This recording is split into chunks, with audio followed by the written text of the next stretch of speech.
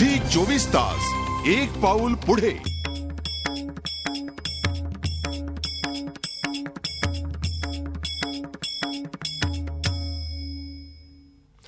नंतर आपलं पुन्हा स्वागत. एक तरी ओवी अनुभवावी असं म्हटलं जातं. आपणही अनुभवूयात एक ओवी.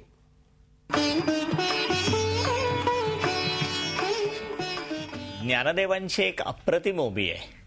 ऐसे माझे नि नामघोषे, नाही करीत विश्वाची दुःखे, आघवे जगची महासुखे, दुमदुमीत भरले.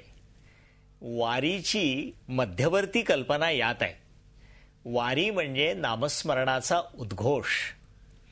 पण नामस्मरण म्हणजे नुसतं जय जयराम कृष्ण हरी किंवा ज्ञानोबा माऊली तुकाराम एवढं म्हणणं नव्हे. नामस्मरण याचा अर्थ ते नाम आधी माझं नाम झालं पाहिजे.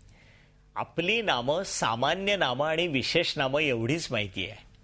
पण आपल्या नावाला अध्यात्माची जर बैठक असेल तर ते नामस्मरण होतं. ज्ञानदेवांनी नामस्मरणामध्ये नामाचा अभ्यास सांगितलेला आहे. आणि नामाचा अभ्यास करताना प्रामुख्याने नाम हे बेंबीच्या देठापासून घेतलं पाहिजे. प्रल्हादाने अत्यंत मनापासून नाव घेतलं म्हणून हिरण्यकश्यपू याचा उद्धार झाला. ध्रुवाने आपल्या नामातून अढळ पद मिळवलं. अगदी साधी गोष्ट गोरा कुंभार सुद्धा आपल्या मातीला नाम मानून मातीतून गोरा कुंभारांनी नामस्मरणाचा मार्ग पत्करला. त्यामुळे नाम हा माणसाचा श्वास आहे. नाम या शब्दाच्या उलट जर श्रोते हो आपण पाहिलं तर मना असं होतं. मनाला सांगण्यासाठी आणि मनाला ताजतवानं ठेवण्यासाठी नाम असावं. नामाने मन शुद्ध होतं, पण त्यापेक्षाही नामाने मन तरतरीत होतं, चुणचुणीत राहतं, संवेदनामय राहतं. काय करावं आणि काय करू नये या द्वंद्वामध्ये कधी सापडत नाही. त्यामुळे जो अस्सल नामी असतो ना, तो कधीही बाकीच्या गोष्टीमध्ये अडकत नाही. कुठल्याही नवसायासांमध्ये तो फिरत नाही.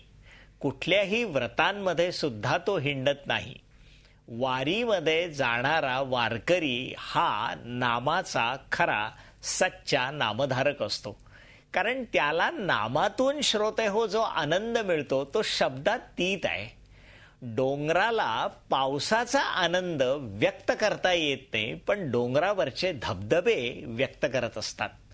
पानाला त्याचा सुगंध व्यक्त करता येत नाही, पण पानाच्या खालच्या कळीला मात्र वारा जेव्हा खुलवतो तो आनंद असतो. तसंच जगण्याच्या देठाला जे नाम खुलवतं ते आपल्याला आनंद देतं. म्हणून नामघोषाचं महत्व आहे.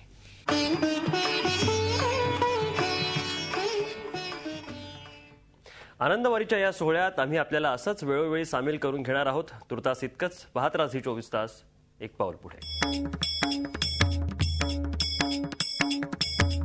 झी 24 तास एक पाऊल पुढे.